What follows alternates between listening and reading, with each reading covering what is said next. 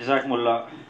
مفتی صاحب رضوان بھائی موږ سره ابي پوښتنه کړې ده د اعتکاف د مسایلو باره کې او دې سره د شب قدر فضایل او مسایل باره کې دی چې د اعتکاف مسایل هغه موږ ته تفصیلي بیان کړي.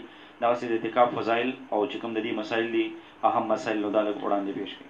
اعتکاف په رمضان اخیری عشره کې اخیری 10 ورځو کې اعتکاف کول دا سنت دي. سړو د پر په جمعات کې، زنانو د پر په کور کې. زنانام په کور کې کول شي، سړی په جمعات کې کوي. یو روایت دا دی چې هغه جمعات چې 15 وخت لمونځ کیږي، خو رجې کول دا دی چې نه 15 وخت یعنی جمع سره لمونځ پکې نه کیږي، خو جمعات ته مسجد دی سړی هغه کې اعتکاف کول شي. اخیر رمضان اخیری عشره کې به اعتکاف تکینی.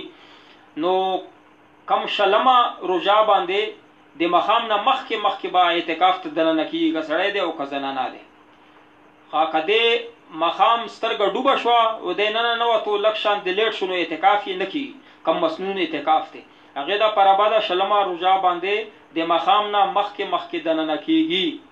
او کم خلق په محله کې چې یو قسم اعتکاف ته کینني، ټولو محلې ولا ګناهګاریږي په دې باندې. دا داسې سنت چې ټولو باندې لازم دی که یو کس اعتکاف وکړو نو ټولو نه به دغه غاړه د ګناه نه خلاص شي. په محلې کې یو کس، بعضې خلک داسې وي چې خپل محلې کې څوک ني، بار نه کسان راولي.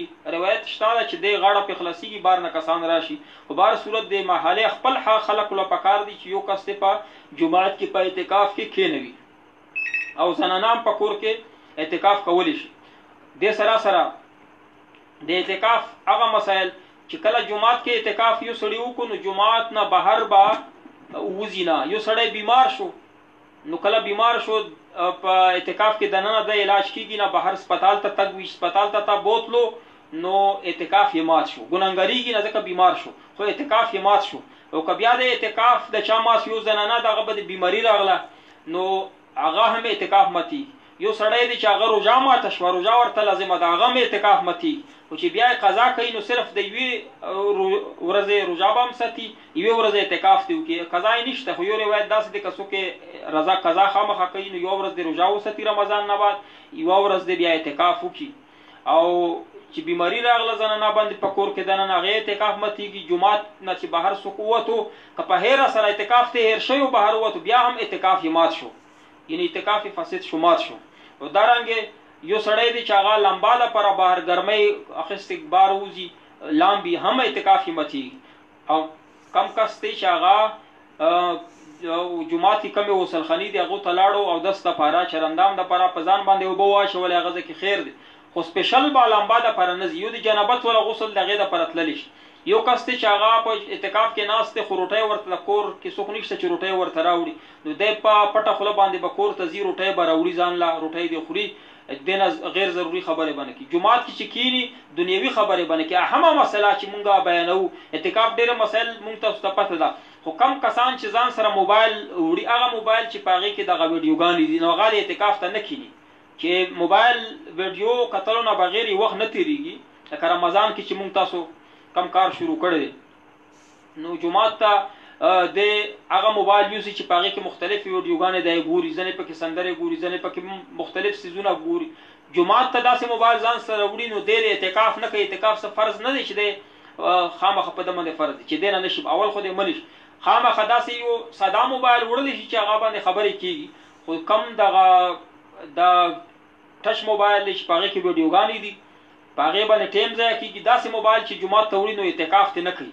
کم معتکفین دي هغو ته د خاص کر کې امامان وایي چې دغه جومات ته دغه موبایل ځان سره مه وړه، تلاوت کوه، په تلاوت باندې ټایم تېروه. دغه 10 ورځې اعتکاف دې دپاره وي چې خلک د الله پاک په دربار کې په دروازه باندې کښېني 10 ورځې چې یا الله تر څو پورې دې معاف کړی نه یم تا دروازې نه ځم. نو دا خو ډېرې ښکلې ورځې دي. یو روایت کې راځي چې څوک اعتکاف وکړي نو یو ورځ اعتکاف 3 خندقه د جهنم نه سړی لرې کړي، سړی د ګناهونو نه بالکل پاک شي، الله سره تعلق جوړ شي. نو چې کم خلک په اعتکاف کې دغه غټ غټ موبایلونه استعمالوي، د هغو اعتکاف چې کومه فایده ده هغه ته حاصلېږي نه، نو سره اعتکاف کوي ځان هم په غم نیسي او کور والا په غم ونیسي چې هغه ته پښمنۍ وړي او افتري ورته وړي. دې نه بیا په کور کې ښه دی چې د موبایل نه ځان نشي منې کولی. کم ځوانان دي، بوډاګان دي، دغه موبایل غټ ته ځان سره نه وړي، دې نه د ځان وساتي. او وړوکي موبایل دی هغه استعمالولی شي. او دغه ورځې دې دپاره وي وایي چې نہ ہٹا، اور اردو کی یہ شعر ہے نہ ہٹا مجنون تیرے در سے نہ ہٹا، سب نے سمجھا بجھا کے دیکھ لیا. دې مطلب دا ده چې یا الله زه به ستا در نه تر هغې پورې لاړ نه شم تر څو پورې چې تا معاف کړی نه یم. نو په دې کې الله پاک او ځینې خدای وایي شب قدر سوال کړی، نو چې کم خلک اعتکاف وکړي هغو ته الله پاک د شب قدر چې کم ثمرات دي برکات دي هغه ته خامخا الله پاک ورکوي، ځکه چې دا په داخلي لس تاک ورځو کې لس ورځو کې چې کمې تاک شپې دي په دې کې شب قدر احتمال وي، شب قدر په دې کې وي. نو چې کله دی په اعتکاف کې نو خامخا عبادت کوي د شپې ټوله شپه ورځې بې لږ خوب کوي. نو کده اعتکاف کې وي نو د عبادت نه محروم ني، نو شب قدر نه به محروم نشي. څوک چې د شب قدر شپې عبادت وکړي نو ډېر په 80,000 کلونه قرآن پاک کې الله فرمایي انا انزلناه فی لیلة القدر وما ادراک ما لیلة القدر لیلة القدر خیر من 1000 شهر. دا په زرګونو میاشتونه څوک عبادت کوي، یو زر میاشتې عبادت کوي لګیا دي، او یو سړی په شب قدر شپه باندې عبادت وکړي دا شب قدر ورته بهتر دی، غوره دی. په دې شپه باندې الله پاک خلق بخي، او چې کم خلک عبادت کوي هغو ته الله پاک ډېر لوی اجر ورکوي شب قدر. نو کم خلک اعتکاف کوي هغو ته د شب قدر فضیلت هم حاصلېږي.